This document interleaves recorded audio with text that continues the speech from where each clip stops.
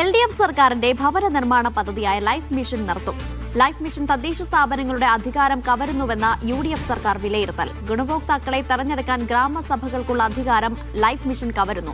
തദ്ദേശ സ്ഥാപനങ്ങൾക്കും ഗ്രാമസഭകൾക്കും പൂർണ്ണ പങ്കാളിത്തമുള്ള ഭവന പദ്ധതി ആരംഭിക്കാനാണ് UDF സർക്കാരിന്റെ നീക്കം.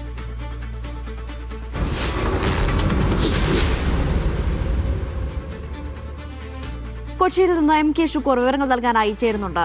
ഷുക്കൂർ, ഈ പറഞ്ഞതുപോലെ തന്നെ കഴിഞ്ഞ തെരഞ്ഞെടുപ്പ് കാലയളവിൽ ഉൾപ്പെടെ LDF സർക്കാർ ഉയർത്തിക്കാട്ടിയ ഒരു പദ്ധതിയായിരുന്നു ലൈഫ് മിഷൻ. അതിന് പൂർണ്ണമായും തിരശ്ശീല ഇടുകയാണോ UDF സർക്കാർ ചെയ്യുന്നത്? അനീഷ, ഒന്നാം പിണറായി സർക്കാരിൻ്റെ കാലത്ത് 2017 ലൈഫ് മിഷൻ ആരംഭിക്കുന്നത്. വിവിധ വകുപ്പുകളുടെ ഭവന നിർമ്മാണ പദ്ധതികളെല്ലാം തന്നെ സംയോജിപ്പിച്ച് ഒരൊറ്റ മിഷന് കീഴിൽ സംസ്ഥാനത്ത് ഭവന നിർമ്മാണ പദ്ധതി നടപ്പാക്കുന്നതാണ് ഇതിൻ്റെ രീതി. ലൈഫ് മിഷൻ്റെ ചെയർമാൻ മുഖ്യമന്ത്രിയാണ്. അതിന് കീഴിൽ എല്ലാ ജില്ലകളിലും അതിനെ ഒരു മിഷൻ നടത്തിപ്പിനെ ഒരു പ്രത്യേക നിർവഹണ ഉദ്യോഗസ്ഥനെ കൂടി വെച്ച് തദ്ദേശ സ്ഥാപനങ്ങളിലെ ജീവനക്കാരെ കൂടി ഉൾപ്പെടുത്തിയുള്ള ഒരു സമിതിയാണ് ഇതിനകത്ത് ഗുണഭോക്താക്കളെ തീരുമാനിച്ചിരുന്നത്. ആ അർത്ഥത്തിൽ കഴിഞ്ഞ 2017 മുതലുള്ള മുഴുവൻ വർഷങ്ങളിലും ഈ ഒരു മിഷന് കീഴിലാണ് സംസ്ഥാനത്ത് ഭവന നിർമ്മാണ പദ്ധതികൾ നടപ്പാക്കിയത്. വിവിധ വകുപ്പുകളുടെ മുഴുവൻ ഭവന നിർമ്മാണ പദ്ധതികളുടെ തുകയും ഇതിനകത്തേക്ക് സംയോജിപ്പിച്ചായിരുന്നു ഈ പദ്ധതി നടപ്പായത്. ഇത് പലയിടത്തും ഗുണഭോക്താക്കളുടെ തിരഞ്ഞെടുക്കുന്നതിനൊപ്പം തന്നെ പട്ടികജാതി പട്ടികവർഗ വിഭാഗങ്ങൾക്കും അതുപോലെ തന്നെ മറ്റ് പിന്നാക്ക വിഭാഗങ്ങൾക്കുമെല്ലാം അർഹതപ്പെട്ട വീട് ലഭിക്കുന്നതിലും ഈ ഒരു നടത്തിപ്പ് പ്രശ്നമുണ്ട് എന്നൊരു വിലയിരുത്തൽ UDF-നുണ്ടായിരുന്നു. ഒപ്പം തന്നെ ഇതിൽ ഈ ഗുണഭോക്താക്കളെ തിരഞ്ഞെടുക്കുന്നതിൽ തദ്ദേശ സ്ഥാപനങ്ങൾക്കും ഒപ്പം തന്നെ ഗ്രാമസഭകൾക്കുമുള്ള അധികാരം ഈ മിഷൻ കവരുന്നു എന്നൊരു വിമർശനം ഉണ്ടായിരുന്നു.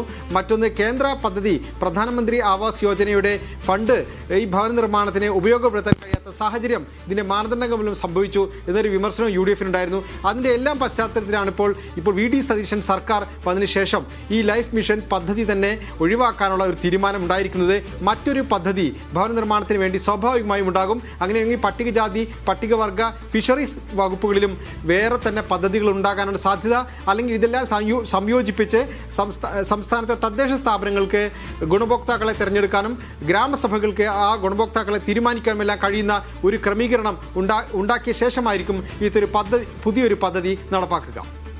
ഷുക്കൂർ, ഒരു സംശയം കൂടി. ലൈഫ് മിഷനിൽ വീട് ലഭിക്കും, തങ്ങളുടെ വീടെന്ന സ്വപ്നം പൂവണിയുമെന്ന് കാത്തിരിക്കുന്ന ഒട്ടനവധി ജനങ്ങളുണ്ടാകും. ഈ പദ്ധതിയിൽ ലിസ്റ്റിൽ പെട്ടുകിടക്കുന്ന ഒരുപാട് പേരുണ്ടാവും. അവരെ ഇനി പുതിയ പദ്ധതിയിലേക്ക് ഉൾപ്പെടുത്താനുള്ള സാധ്യതയുണ്ട്, അല്ലെങ്കിൽ അവർ വീണ്ടും ഒരു ആപ്ലിക്കേഷനുമായി പോകേണ്ട ഒരു സാഹചര്യമാണോ ഉണ്ടാവുക? പൂർണ്ണമായും ഈ പദ്ധതി പൊളിച്ചെഴുതിക്കൊണ്ട് പുതിയൊരു പദ്ധതി, അങ്ങനെയൊരു നീക്കമാണോ? അനീഷ, ഓരോ സാമ്പത്തിക വർഷത്തിലും ഈ ഗുണഭോക്താക്കളിൽ നിന്നും അപേക്ഷ വാങ്ങിച്ച് അവരുടെ അർഹത പരിശോധിച്ചാണ് ഏത് പദ്ധതിയാണെങ്കിലും അവരെ ഗുണഭോക്താക്കളെ തിരഞ്ഞെടുക്കുന്നത്.